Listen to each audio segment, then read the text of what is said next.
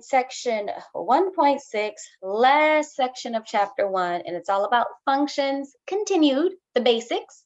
So again, we're going to talk about what the definition of a function is, the input, the output, what's the independent variable, the dependent variable, how we can look at a table or a graph to determine if we have a function, or a graph does not, or a table does not represent a function. We're going to talk a lot about the domain and range, practical domain and practical range, and what's the difference between those two, and then like evaluating functions at points. There's like 10 problems in this section. Let me see. I always like to see where we have to end. Should at least be able to get to problem 10. All right. So starting with problem 1, this is on page 71 in our books. In section 1.1, we did start off briefly talking about functions. At the end of 1.1, we talked about the definition of a function. A function gives a relationship between two different quantities. We have a function if each input goes to exactly one output. And like I said, we're going to look at tables and graphs at first to determine if tables and graph represents a table and a graph represents a function. Big thing here though, we want each input to be associated with only one output value. That's our definition of a function. All right, for problem 1, it says Sally recorded the height of a golf ball after being hit. The table gives the height in feet of the golf ball t seconds after being hit. Time is the input and height is the output. Okay. For part A, is the height a function of the time? Remember, if you recall back in chapter 1, we said output is a function of the input. So in this example, if the input is the time and the output is the height, you're asking yourself, does each input or does each time correspond to one height? And the answer is yes. All of these heights, all of these times are different and they correspond to various different heights. You pick a time, there's exactly one height that's going to be associated with it. Okay. A common question that I get, what about for 0 and 6? Both of those times have the same height. Is that a problem? The answer is no. We just need that to know that when I say my time is 0, I know exactly one height that the ball is going to be at. And when I say the time is 6, there's exactly one height that the ball is going to be at. Does it matter if 2 times have the same height? No, it does not. This is okay. All right, so explain how you know using a definition of a function. This is a function. So let's say height is a function. Oh, geez, all my words are going together there. Let's start over and have better penmanship. Height is a function of time because each time corresponds to exactly one height.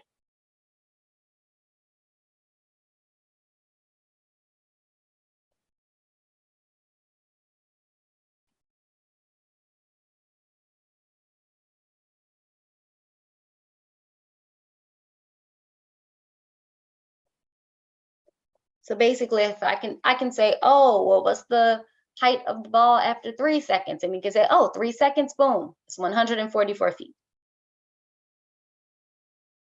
All right, switching that around in part B. If we switch our tables for the height and the time, make the height the input and the time the output, is time a function of the height? So if we pick a height, does that correspond to exactly one time? So here, if we check, we see that we have an input that occurs twice, 0, and it's going to 2 different outputs. That is when we have a problem. If you have the same input going to 2 different outputs, that's a problem. So this is not a function because just of that one input, we have one input that maps to 2 different outputs. Actually, we have a few of them. Same thing for 80, same thing for 128. Yeah, 80 also corresponds to 2 different times. 128 also corresponds to 2 different times. So because all of these inputs are giving us 2 different outputs, that's a problem. This is not a function. All right. For parts C and D, we take these 2 tables and make a scatter plot of the data so we can kind of see visually what it means to not be a function versus being a function. In part C, this corresponds to the table that did represent a function.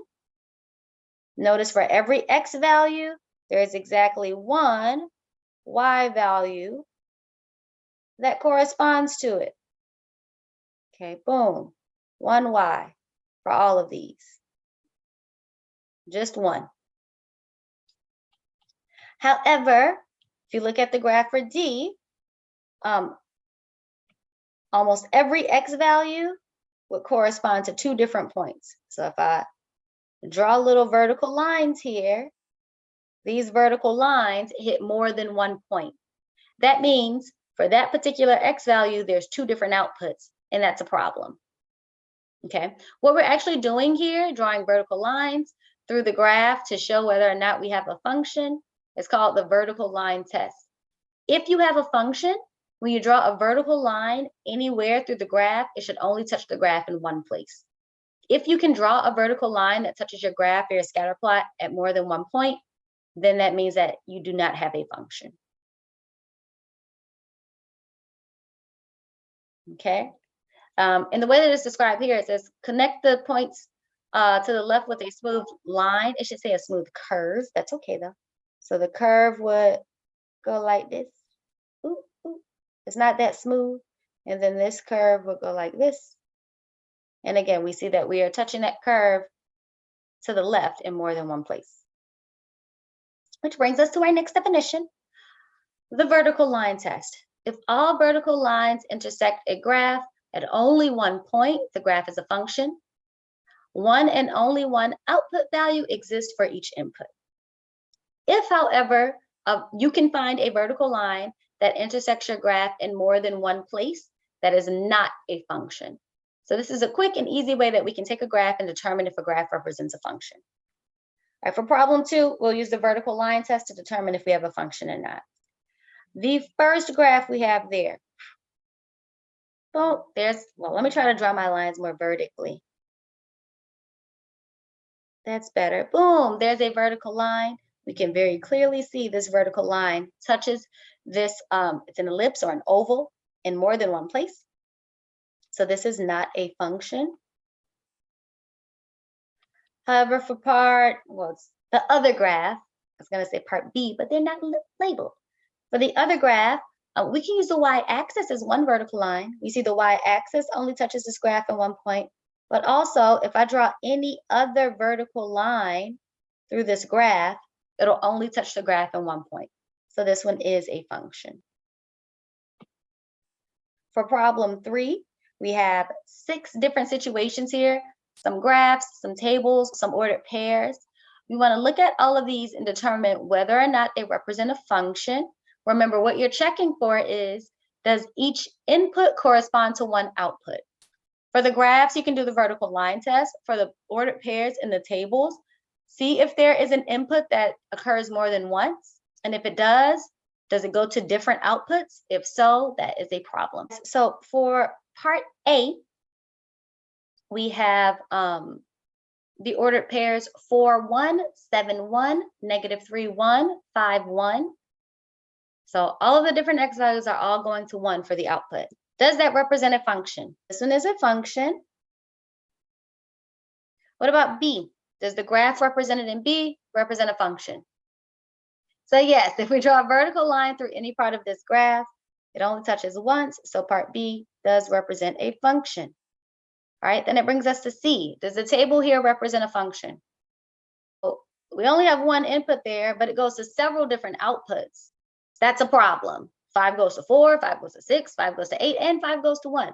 This is not a function. Part D, that one's a line. Lines are functions. Well, let me rephrase that. Because what we have in part C is a vertical line.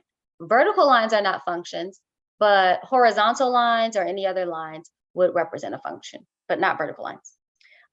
This line, though, is a decreasing line. This one's a function. For part E, we have 3, 5, 3, 6, 8, 1, 5, 4. We have that 3 repeated. Oops.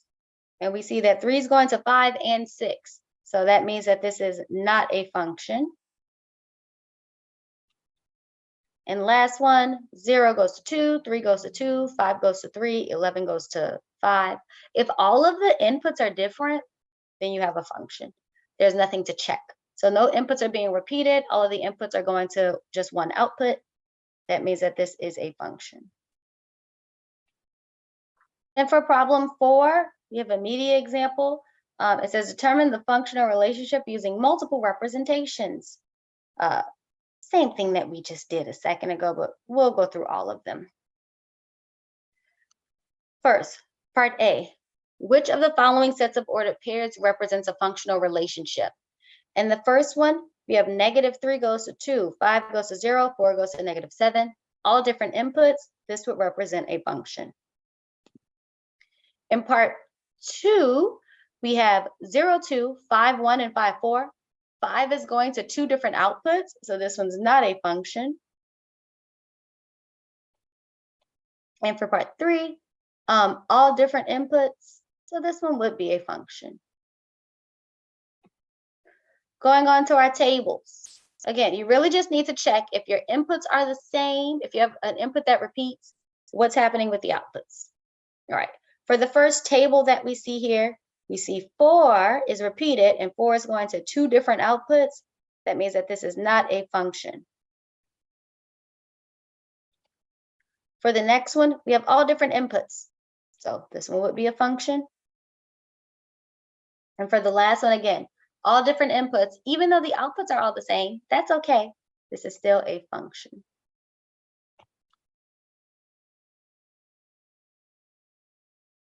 All right, and last one, the vertical line test. So if we look at that scatter plot, none of these points appear to have the same x-intercept. So boom, boom, boom, boom, boom, boom. Not x-intercepts, x-coordinate, I'm sorry. So this one would represent a function. Part B, we have a parabola there. If you draw a vertical line, the vertical line would only touch the graph in one place. So this is a function. But for the last one, any vertical line we draw will touch this graph in multiple places. So this one is not a function. All right, so now we know how to look at graphs, tables, and sets of ordered pairs to determine if we have a function. Next, we want to go back to thinking about our verbiage that we use for inputs and outputs and how those correspond to independent and dependent variables. In the language of functions, back in section 1.1, we talked about independent variables that's synonymous with the input, and dependent variables are synonymous with the output. So your input is your independent variable, your output is your dependent variable.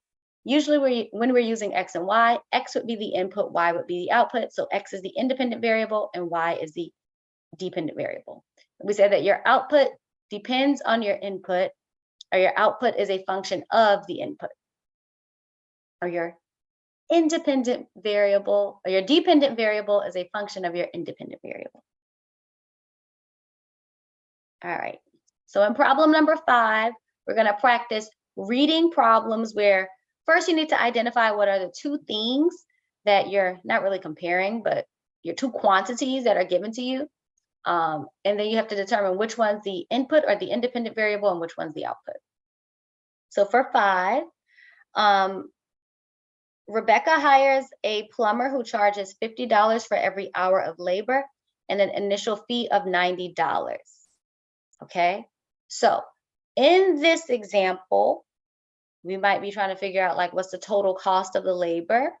So the independent variable or the independent units would be the amount of money that he charges depends on the number of hours of labor.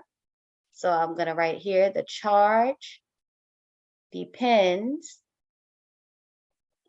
on the hours of labor. So that means the hours of labor are the independent units, and the charge, or the amount of money you spend, is dependent. So independent is hours of labor, and that's measured in hours. Dependent would be the amount charged, which would be in dollars. Okay. Part 2.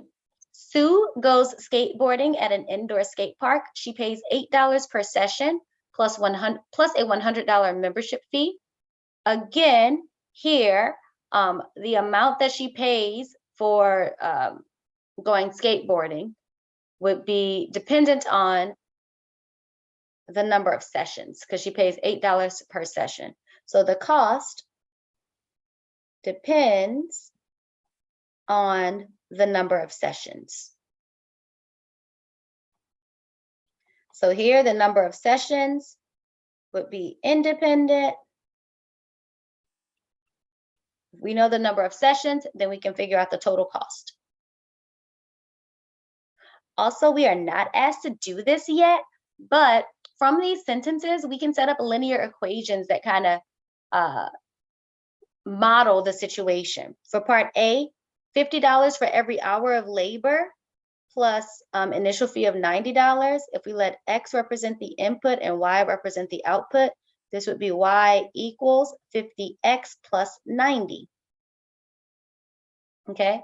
Similarly for B, if she pays $8 per session plus a $100 fee, X is the number of sessions, Y is the total cost. Or maybe we can let N be the number of sessions and C be the total cost, because sometimes you'll use different variables for your input and output. Then we would have C is equal to 8 times N plus 100. Again, this part isn't really asked here, but I feel like it's good practice to do it because you'll see these kind of word problems. For part C, Glenn's Pizzeria charges $7.50 for a large pizza and an additional 80 cents for each topping. Okay, so depending on the number of toppings that you get, that's going to change what your cost. So your cost depends on the number of toppings.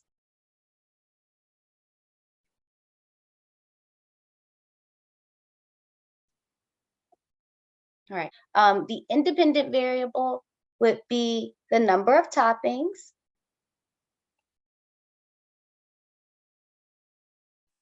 Again, we can call it N or X, give it whatever variable you want. And then the dependent would be the cost of the pizza, which we'll denote C. And here we would have that the cost is equal to 80 cents, so 0.80 times the number of toppings plus $7.50. All right, once you're able to identify your input and your output, and you're able to write things in function notation, you can, of course, use your function to figure out, well, if I have 10 toppings, how much does it cost? That's the whole point of finding a model. We also want to be able to find the domain and range in something called the practical domain and practical range for these types of problems. In general, for a function, the domain gives us all of the possible inputs or all of the possible values of the input that we can plug into the function and get out an answer. The range gives us all of the possible outputs that we can get. So far, we've been talking about linear functions. For a linear function, y equals mx plus b, the question would be, what numbers can we plug in for x? Well, we can multiply any number by m and add b. So the domain for a linear function would be all real numbers. Okay? But this is just for linear functions, not for all functions. Okay? And the range also for a linear function is all real numbers. So like for our previous example here with the pizza, or let's use we can go with the pizza.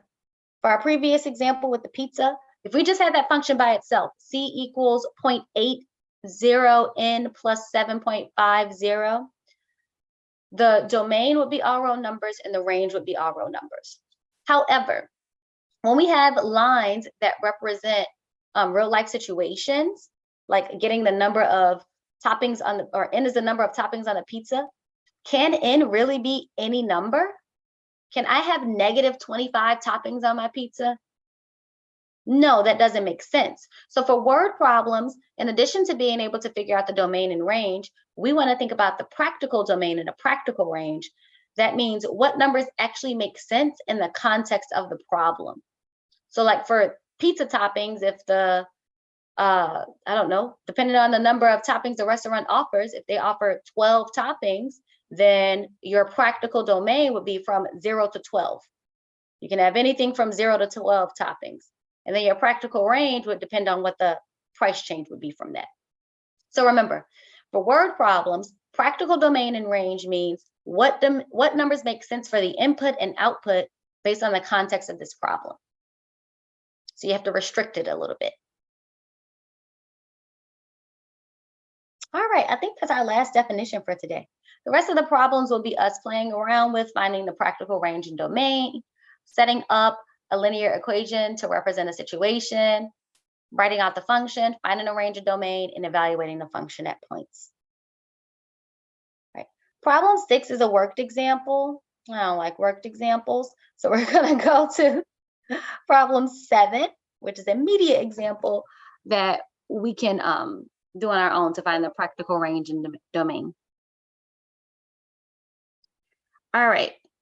So it says a local towing company charges $3.25 per mile plus a base fee of $30.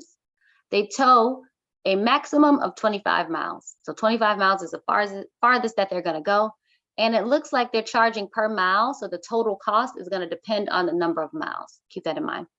Let C of X represent the total cost of any tow and X represent the miles driven.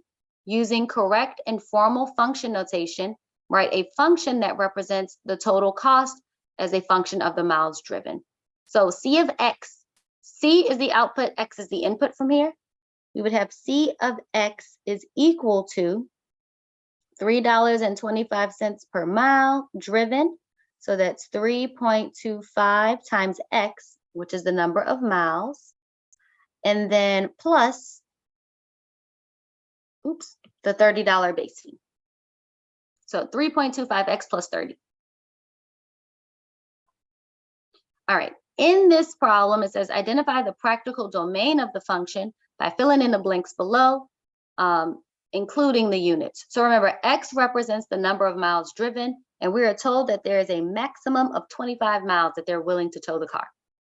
So what is the minimum number of miles that they could tow? 0. 0.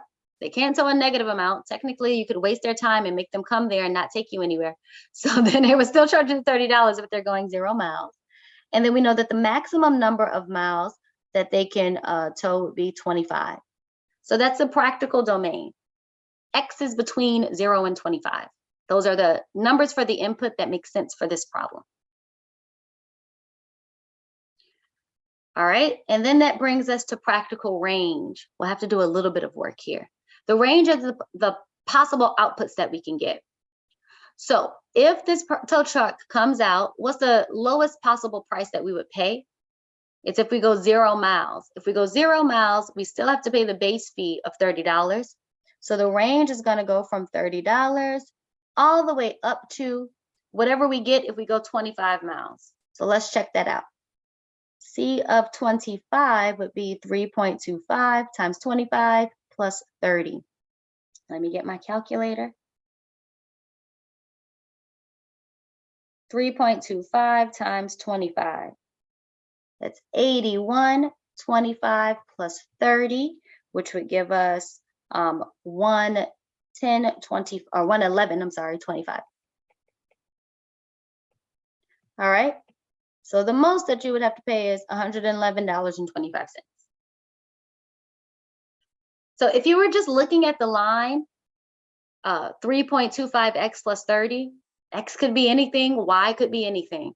But in the context of this problem where we're using this line to represent this situation, your X values have to be between 0 and 25, and your Y values will end up being between 30 and 111.25. Again, that's your practical range and domain. Any questions about that?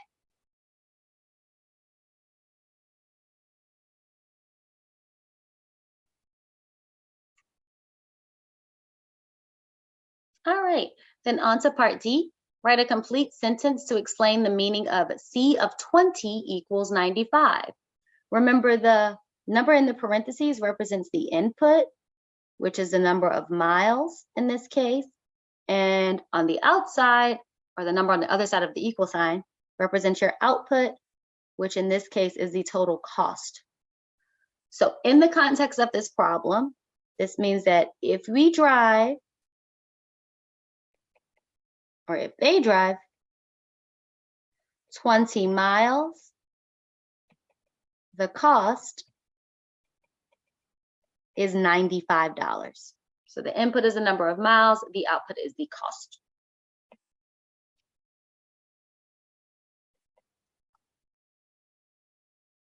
Part E, use your function from part A to find C of 15. Write your answer as an ordered pair, then write a complete sentence to explain the meaning.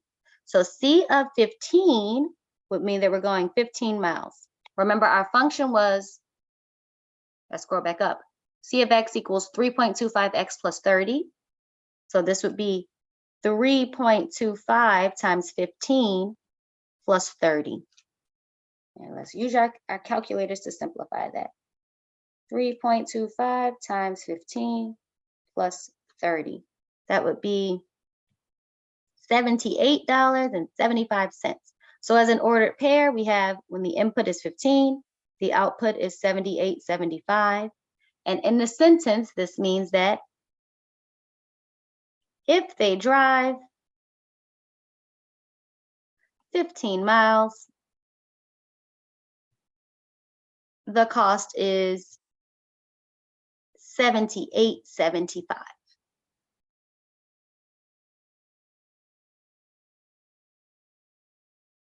All right. So for parts D and E here, those are examples where you're given the input and you find the output using the function. For part F, we're going to go the opposite way.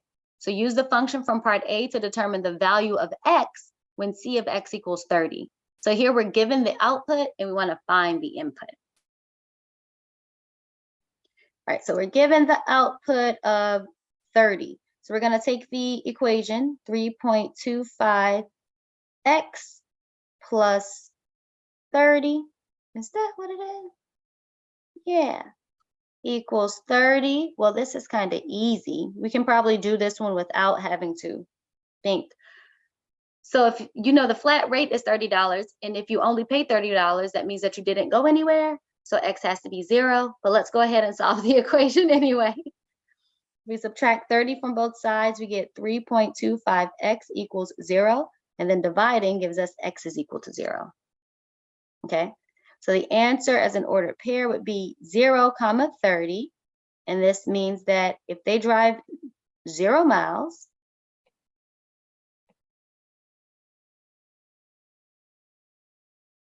the cost is still cost because they came out. The cost would be $30. Then on to problem number 8, which is a U-try problem. So we're going to try to use the graph that's given here to evaluate our function at different points. This is a nice problem. I like these. So if we're given this graph of g of x, we're asked to first determine g of 8. Let me use a few different colors here. G of 8 means when x is equal to 8, we want to know what y is equal to. So we'll go to our graph here, slide down to where x equals 8. That's 5, 6, 7. So 8 is here. And then this is the point where x is equal to 8. We want to find the corresponding y value. When x equals 8, y is equal to 2. So that means that, and I'll write it here. This is 8, 2. That means g of 8 equals 2. Oh, and it says write the ordered pair. I already did that. 8 comma 2. All right, let's use a different color for the next one. The next one is g of 0. So when x equals 0, we get this point, which is 0, -3. So g of 0 equals -3, and the ordered pair is 0, -3. Was it -3? I'm sorry. I should have zoomed in more. That's a -2. -1, -2. So it should be 0, -2.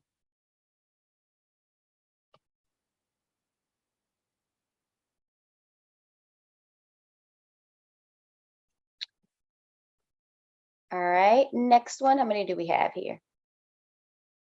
5, okay. For part C, notice the difference between B and C. B is asking when the input is 0, what's the output? C is asking when the output is 0, what's the input? So where is Y, or the output, equal to 0? The output is equal to 0 at this point, which is 4, 0. Okay, so if g of x equals 0, x is equal to 4, and we get the ordered pair 4, 0.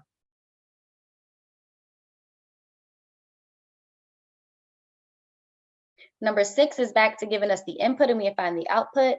G of -6. -6 is down here. So that gives us this point, which is at -6, -5. So g of -6 equals -5, and our ordered pair is -6, -5.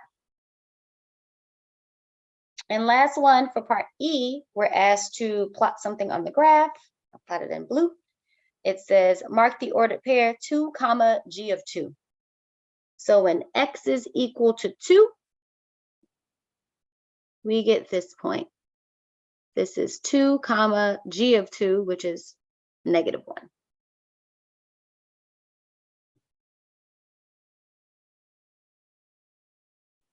Next problem. Problem number 9. This is another media example. It says, working with function notation using a graph. Okay. We're given the graph here of d of t.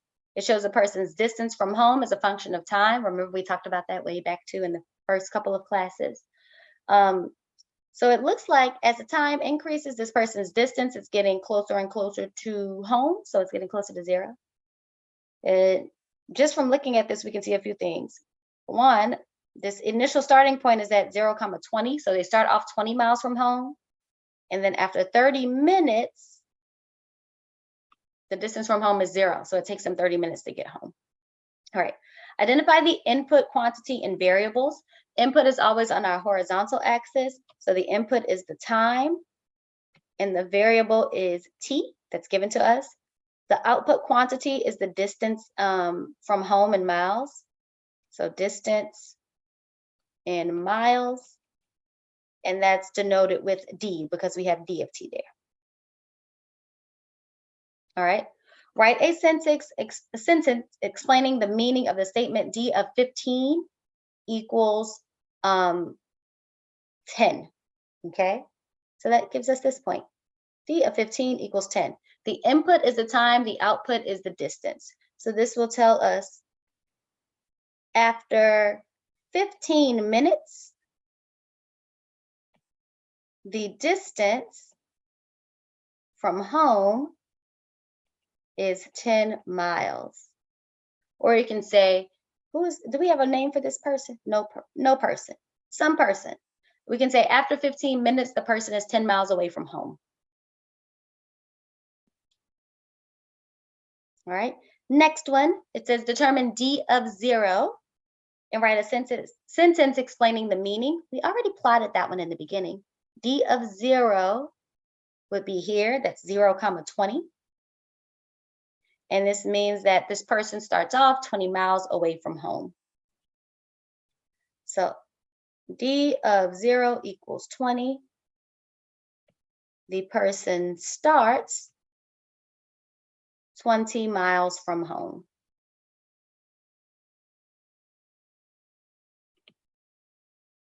Okay, and then for part E, we're asked to find the other point that I plotted there, which is the x-intercept. When is d of t equal to 0? We see that d of t equals 0 at 30 when x is, or when the input, I'm sorry, t is 30. So d of t equals 0 means that t is equal to 30.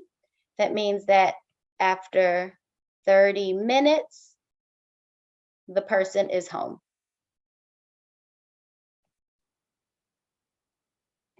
So it takes them 30 minutes to get home. Consider the function 5 minus 2x. Use your graphing calculator to complete the table below. So we're going to plug in 0 and see what the outputs are. We can do this by hand, plug in 0 for x and see what you get. 5 minus 2 times 0 is 5. 5 minus 3 times 0 is -1. 5 minus 7 times 0, so on and so forth. But we're going to do it with the table. And then we're going to graph this function. And it says use the standard viewing window. That's -10 to 10 for everything. And then you're asked to sketch the graph. You can do that on your own paper. And then it says use your graphing calculator to sketch the graph again with the window 0 to 3 and 0 to 5. Is that 0.3 or 5? 0 to 3 and 0 to 5. And then compare the two graphs. It's the same function, but what happens if you change your window? That's all we're evaluating here. All right, so 5 minus 2x is our function. Let's do all of the stuff that we're asked for here. All right, in our graphing calculators, let's clear out the previous example.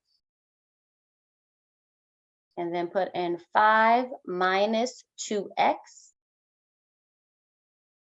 Oh, I forgot the minus. Clear.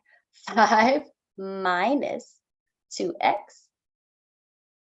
And we're asked to graph this in the standard window. So we're going to go zoom 6. That'll give us the standard window. Ta-da! That's our graph. This is fine. We can see the line. We can see the x and y intercepts. We see that it's decreasing. I think that this is a good window to start at. It shows a good portion of our graph. But for the next part, we're asked to graph this from 0 to 3 and 0 to 5. So restrict our window a little bit. If we restrict the window, how does that change what we see for the function?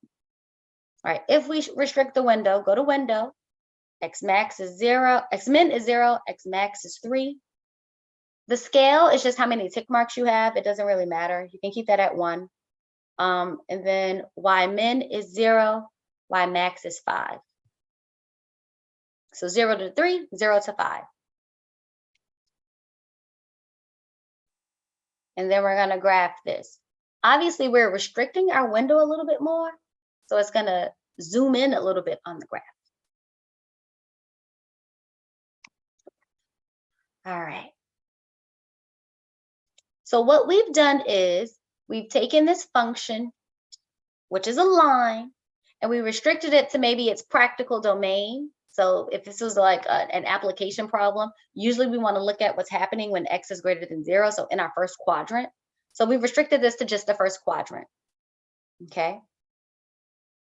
That's all that's happening. Sometimes when you have word problems, instead of looking at the entire function, it might be helpful to restrict your window based on your practical domain and range. X would match up with the practical domain, Y would match up with the practical range, and then you'll get a nice view of the points for the function that actually matter for the context of your problem. All right, so part D just asked, what are the similarities and differences in the graphs? It's the same graph. One is just zoomed in a little bit more, so you can explain that. They have the same slope. I would explain it as the graphs are the same, but the second graph has a more restricted view of just the first quadrant.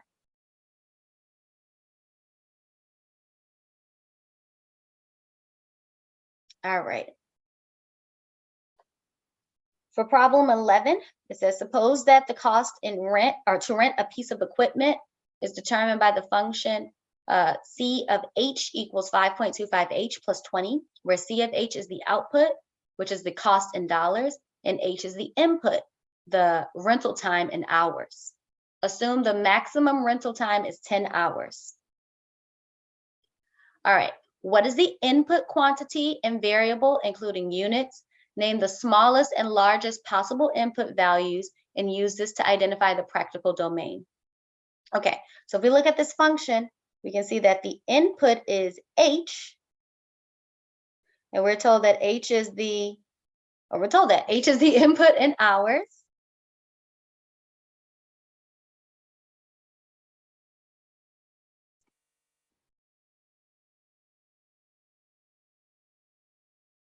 Okay, the smallest possible number of hours that we can rent would be 0. Can't rent less than 0 hours. And the largest is, we're told we can't rent more than 10 hours. 10. So the practical domain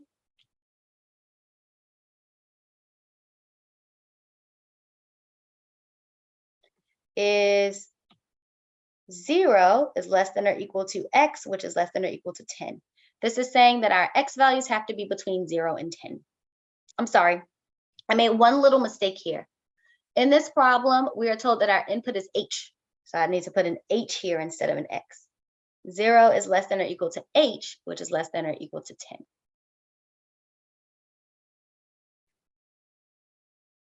And then for part B, what is the output quantity and variable? And then what's the smallest possible output and largest possible output? We'll have to use the function to help us with that.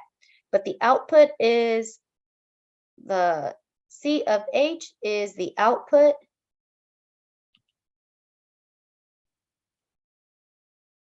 which gives us the cost in dollars. The smallest possible C. So when H is equal to 0, that gives us the smallest possible C. C of 0 is equal to 20. Okay, so this is the smallest. Move that over a little bit.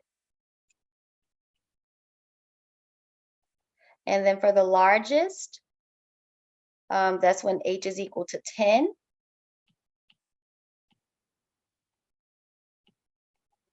So we want C of 10, and that would be 5.25 times 10 plus 20. That's 52.5 plus 20, which would be 72.5.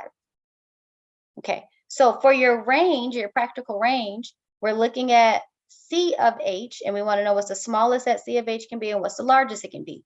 We see that the smallest is 20 and the largest is 72.50.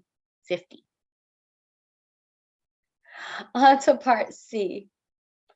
It says use the table feature in our graphing calculators to generate a table. So we'll do that.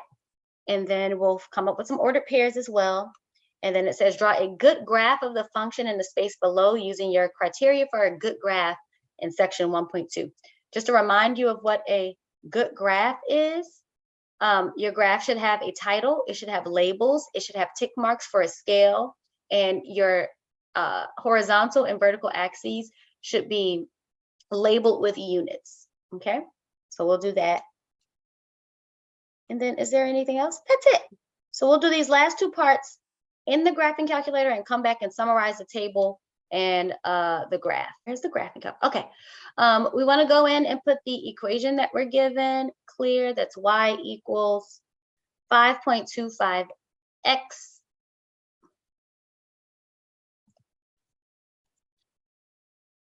plus, what is it, plus 20. And then for the table feature, we're asked to, it says, choose values within a practical domain in the practical range. Oh, I should have went back here. So for our table, one, I'm going to change this so that we can pick our values. So I'm going to go to table set. Go to table set. Go to ask. We're asked to plug in 1, 2, 3, 4, 5 values for H in our table. And we're asked to use our practical domain and range to help us with this. Now, this has numbers in there from the last time that we used the table. We can just delete all of this stuff. Delete, delete, delete, delete, delete. What did we say our practical domain was? Our practical domain is between 0 and 10. So we want to plug in some X values between 0 and 10. We need 5 of them. Let's count by twos. 0, 2, 4, 6, 8. Oh, I want another one. 10. I'm just gonna add 10 in there also. All right, so we see that our inputs start at 0 and end at 10. Our outputs start at 20 and end at 72.5, which is what we expected from our practical range and domain. These give us ordered pairs: 0, 20, 2, 30.5, 4, 40, 6, 51.5, 8, 62, 10, 72.5. All right. Now, for the second part of this, we're asked to find a good graph. Now, we can just graph the line in the standard window, but of course, think about our last problem. We'll have the entire graph and it'll show us values that we don't really care about in the context of this problem.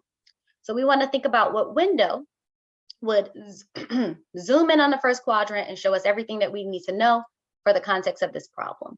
The window that would work corresponds to what we see here for our practical domain and practical range.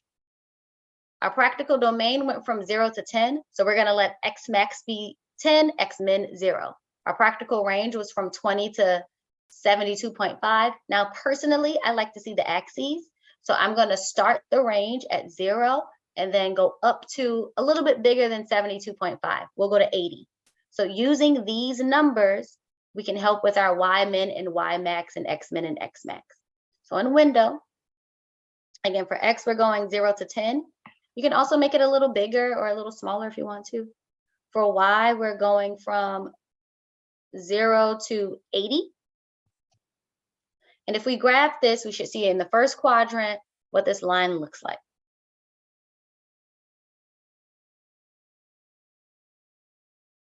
Graph. All right, boom. There's our line. We start off at 20. And as the number of hours increase, the price goes up to up here, which is 72.5. Now, when you sketch this line, you want to think about what you should make your scale, label our axes, all of that fun stuff. So we're going to jump back into our book to sketch a good graph together. Okay, here we go. So draw a good graph. Let's label some stuff. So first, the horizontal axis, it says X and Y. It should really be H, and this should be C of H. That's our input and our output. All right, our inputs, we're going up by 2s, so that's pretty easy to do here. We can make each of these tick marks, either 2 or 1 would be even easier. 1, 2, 3, 4, 5, 6, 7, 8, 9, 10. There's enough to go through our whole practical domain, 0 to 10. For the outputs though, we need to go up to 72.5 at least. This isn't going to go up to 72.5, so we can count by 10s. That might be helpful. 10, 20, 30, 40, 50, 60, 70, 80, 90, 100. You can also count by 15s if you want to, or 8s, whatever you need to, as long as you get enough of the numbers. And then for the graph, let's plot a couple points. We know we had 0, 20 as a point, and we had 10, 72.5, which would be about here. And then you just want to connect those points. Let me actually draw a straight line.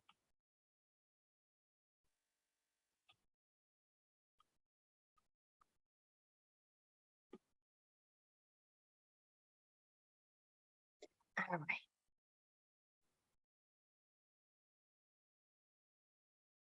All right, and that ends this section.